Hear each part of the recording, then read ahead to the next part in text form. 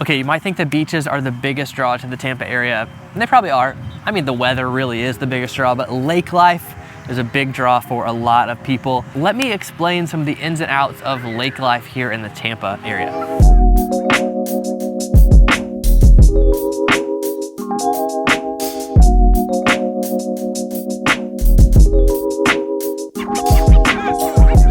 I'm Sam, and this is the Living in Tampa channel, and we make these videos, as always, for you to know what it's like to live and move to the whole Tampa area. We're also a team of realtors, so if you have any real estate specific needs, we'd love to be your choice here in the area. Give us a call, text, or email anytime. So lake life in the Tampa area has a lot of different nuances, a lot of different levels to it. We're gonna break a lot of those down. We're gonna go through kind of what is a lake, lakes versus ponds. We're gonna talk about different locations you can find these kind of properties. We're gonna talk about the home styles you typically find in those locations. We're gonna talk about the different types of access you can have with different kinds of lakes. That's a really unique section. We're gonna talk about the prices to expect in these areas. Then we're gonna talk about insurance considerations. So stick around for this whole thing. I know insurance is often the biggest question in the midst of any purchase in the Florida area, the whole state. So let's start with lake versus pond. When I was a kid growing up in Oklahoma, I was always told the differentiator was size. Like a lake is bigger, a lake is 5+ acres, a pond is smaller. Now down here, people differentiate a few different ways. Typically a lake is spring fed and a pond is not. So retention ponds you have around neighborhoods or things like that, those are not lakes. Now there's another type of lake you have in this area, tidal lakes, which is we'll touch on a little bit, but let's talk about size first. So there's big lakes and there's small lakes. When you look at the map of the Tampa area, you can see, the biggest one like Lake Tarpon. You can see a lot of small ones all throughout neighborhoods, and then you notice Land O'Lakes and you see all the different lakes up there. Right now I'm in Odessa. There's a lot of lakes right here. Technically this is Odessa addresses, but it's the Keystone area. I'm in Hillsborough County. So a lot of lake neighborhoods over here as well. Then up where I live in Newport Richey, there's a lot of lakes. They're kind of all over the place. But just because a lake is spring fed doesn't necessarily mean it's big. It doesn't necessarily mean it has a lot of trees around it. There's one lake in my neighborhood that is spring fed. It's actually super deep. It's like 60 feet deep in the middle, but there's hardly any trees around it. It's more of a view of water than it is a lake you're gonna take a boat out on. And later we will talk about the lakes that you guys like that are mostly for the view, and that's okay too. And then real quick on tidal lakes, my in-laws live on a tidal lake. What does that mean? It means it's not fed by a spring, it's fed by the tide. So tide comes in, fills up lakes and rivers, that water comes back and backfills a lot of these. So whenever there's a big storm, when there's storm surge related to a big storm, his lake goes up. Not every lake goes up during the storm. Some of these other ones are gonna go up after all that flood water goes into the state, then comes back to the Gulf. That's when a lot of rivers and lakes rise. His is more during the storm surge that it rises. So depending on how close you are to the Gulf, you're gonna have a difference there. So real quick on size, you can see from these drone shots, this lake behind me has this cove right here, and then it goes out into a bigger lake. And yeah, people drive boats on all the spots in this lake. Right now my kids are out with some other kids here on like a trolling boat, little John boat. But there's big lakes like this. There's way bigger lakes like Lake Tarpon that people actually do live on. And then there's small ones that maybe you want to take a paddleboard out on, or maybe a little boat. Maybe you want to take a little boat out on and fish, but you might not go out and ski. We'll talk about some of the access differences in a bit, but there's all kinds of sizes here, and depending on really the view you want and the access you want, that's where we get really dialed in. Okay, let's talk about locations.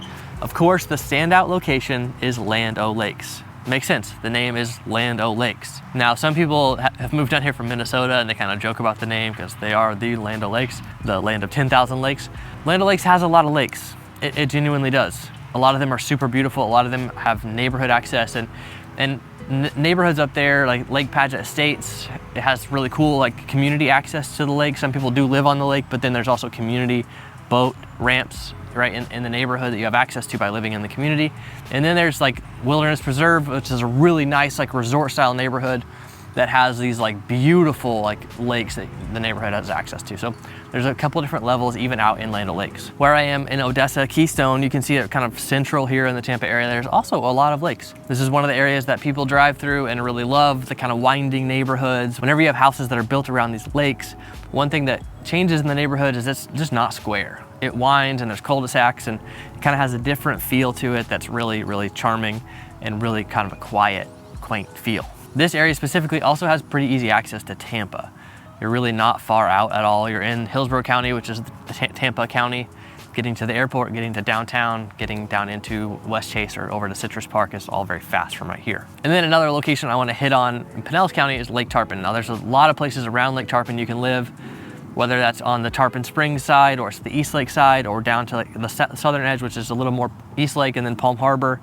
A lot of different options over there that are really interesting. When we get into the access differences, we're going to talk about a specific neighborhood on Lake Tarpon that I think has a really unique advantage. And those locations are mostly the ones I'm talking about where you can go out on the lake. A lot of people don't want to go out in these lakes because there are alligators. There's typically alligators along the edges of a lot of these lakes. They don't bother people. People still ski in these lakes. They do not get attacked in these little lakes. I've never heard of it happening.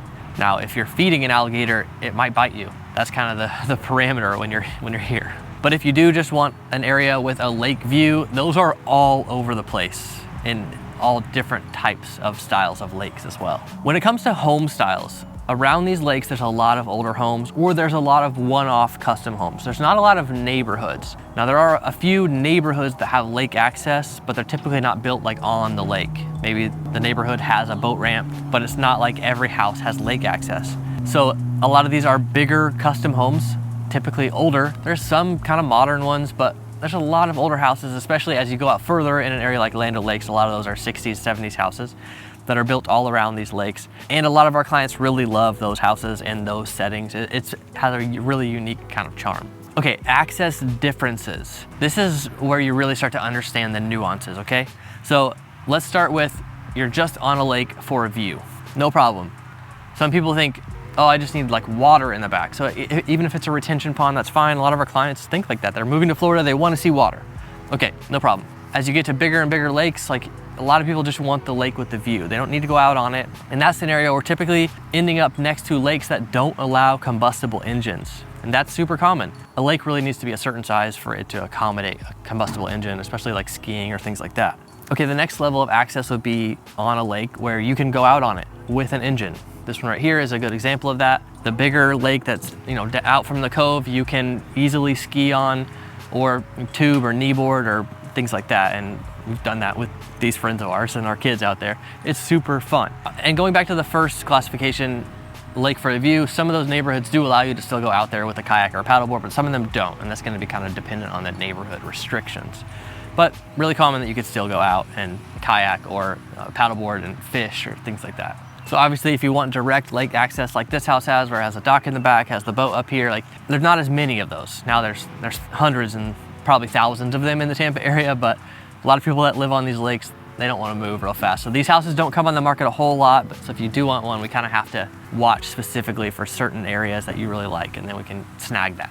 Okay, the next access level would be neighborhood access. I mentioned one that is on Lake Tarpon. I wanted to bring up Cobb's Landing. Cool neighborhood, big 4 or 5 bedroom houses in kind of a gated style, resort style neighborhood with nice amenities. And one of the big amenities is the boat ramp. They have boat storage there too, like right on the lake. So that's where you can easily get the access, but you're not right on the lake, which means you're not having the higher insurance of being right on the lake. You're also not having a seawall or your own dock or your own boat ramp. You can really just go use it when you want to. And that's super nice, whether you're storing your boat or jet ski there at the boat ramp or you're storing it at your house and just trailering it down. Cobb's Landing is a really unique setting there. And there's a couple other neighborhoods, you can see some of this drone footage, a couple other neighborhoods along Lake Tarpon, especially on that southwest side and southeast side over by John Chestnut Park and some of those more established areas around the lake where the neighborhoods have access.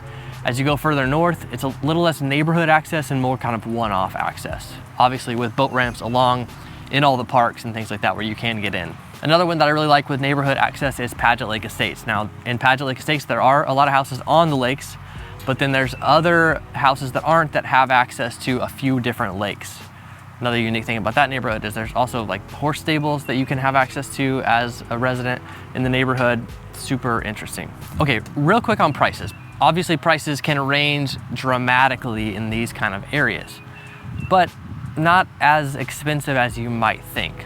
So this house right here is like a 5-bedroom big house on like 3/4 of an acre on a direct lake access. This house is probably worth about $1.5 million. Now, another client of mine lives in Lake Paget Estate. That was one of the first houses I sold when I moved to Florida. And they have lake access. They're not on the lake, but they have easy lake access, and their house is worth about $450. And their house is a 4-bedroom house, kind of older, but completely redone, and it's worth about $450. So there are a lot of levels to these lake houses and a lot of different versions of access and lake style and town style and neighborhoods and all these kind of things. There's a lot of different versions of that. So depending on what is important to you, we would get really specific on that. Okay, real quick on insurance considerations. Now, typically, if you have lake access, you might have a little bit more liability coverage for people that are visiting, or have a really good fence. These people have a great fence. They have a lot of kids, so that's super important. Insurance is a consideration. When you're living on a lake, the threat of rising water is a little more present. Usually houses are built further away, they're built up a little bit. All those factors help a lot. When it comes to flood insurance being required, we don't actually see that as super common on lakes unless the house is really old and is built lower. Now, typically in that scenario, if you're above base flood elevation, which an elevation certificate can show, you get a big discount on that flood insurance, even if it is required by your lender. But in a lot of the cases, you're not required unless you're building something out here. Like if you wanted to build a building right next to the lake at the back of your property, you might have to carry flood insurance on that if you want it covered for flood damage. Flood damage is not super common on these lakes. Some of these lakes are a lot more affected by tides though. So these past storms with Helene and Milton, we saw kind of a test of that. These are the biggest flooding in the area in 100 years. The way Milton came across though, it filled up a lot of the middle of the state, and then that came back down through the Anclote River on the north side of the Tampa area. Like in Newport Richey, some neighborhoods were flooded. Like literally houses were damaged 2 weeks after, or 1 week after the hurricane hit, because of the way this tidal water was coming back to the Gulf. So there are things to consider whenever they're older houses or older neighborhoods, but for the most part, it's pretty easy to avoid that scenario. Okay, those are the main things to think about with lake life here in the Tampa area.